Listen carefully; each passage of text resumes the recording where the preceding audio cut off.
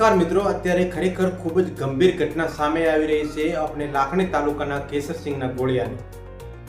કેમ કે ત્યાં પટેલ યુવક દ્વારા એક વૈષ્ણવ સમાજની યુવતીને એક બે નહીં પરંતુ 11 જેટલા ઘા મારીને મોતને ઘાટ ઉતારવામાં આવતા સમાજની અંદર પ્રત્યાઘાત પડી રહ્યા છે। નમસ્કાર દર્શક મિત્રો, તમે જોઈ રહ્યા છો જન્મભૂમિ ન્યૂઝ અને હું છું તમારો દોસ્ત જગદીશ વૈષ્ણવ।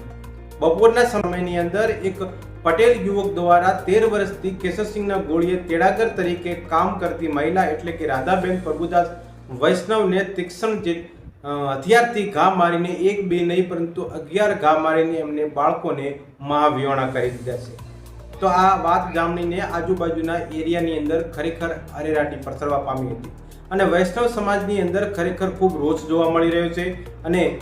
વૈષ્ણવ સમાજ દ્વારા એવી ચીમકી આપવામાં આવી છે કે આ કેસને લઈને તટસ્થ રીતે તપાસ થવી જોઈએ આગતળા પોલીસ દ્વારા, કેમ કે નહીં તો આવનારા સમયની અંદર પરિણામ જોવા જેવું થશે। તમે વિચારી શકો છો મિત્રો કે એક પટેલ યુવક દ્વારા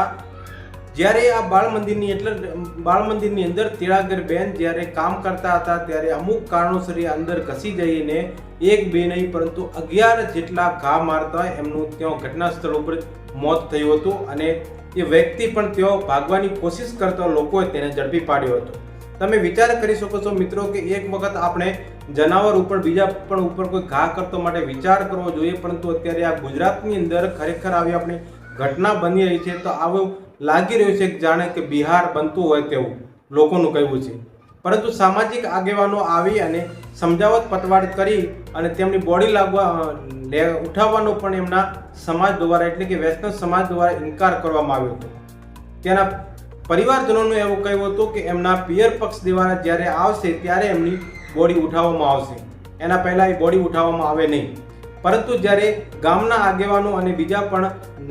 કહીને એમને બોડી ઉઠાવી અને કોલ્ડ સ્ટોરેજની અંદર એટલે કે પોસ્ટમોર્ટમમાં મૂકી હતી। પરંતુ મિત્રો અત્યારે ખરેખર સમાજની અંદર ખૂબ રોષ જોવા મળી રહ્યો છે અને સમાજ દ્વારા એવું કહેવામાં આવ્યું, એનું એલાન પણ આપવામાં આવી રહ્યું છે કે આ કેસની ગંભીર તપાસ નહીં